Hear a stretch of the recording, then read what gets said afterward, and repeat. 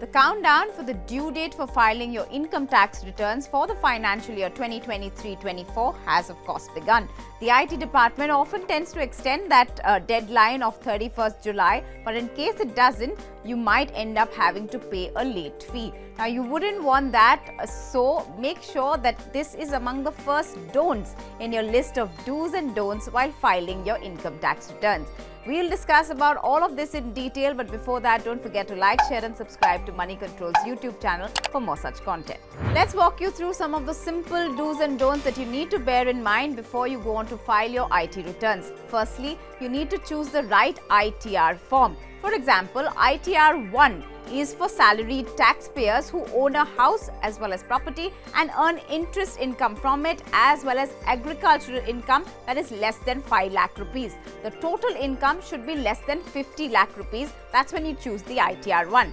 For ITR 2, it is 2 for salaried individuals but with income over 50 lakh rupees, as well as have additional income coming in from capital gains, rental income, unlisted shares, foreign income, as well as crypto transactions. Remember that while filing your income tax return, in case you file a wrong ITR form, it would make it defective and you could also then receive a tax notice to file that revised return.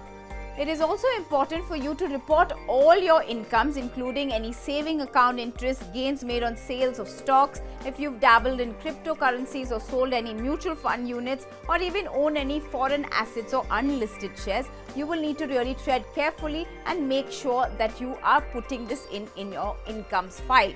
On the other hand, you also need to ensure that you do not claim any deductions that you are not eligible for.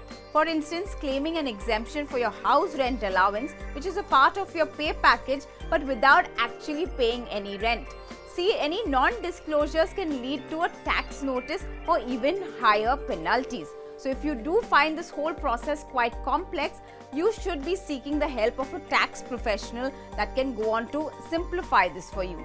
Also, make sure that you enter the current bank account details so that the IT department can then disperse the returns in a timely manner and you get those funds.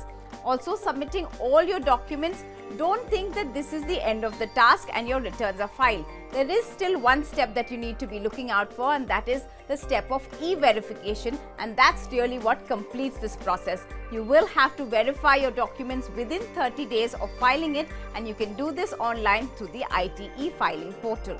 Remember, the ITR filing process is not complete with just the submission, and which is why this verifying process becomes very imperative, because it is the date of verification which will be treated as the date of filing your returns. If you like such content, keep watching Moneycontrol.com.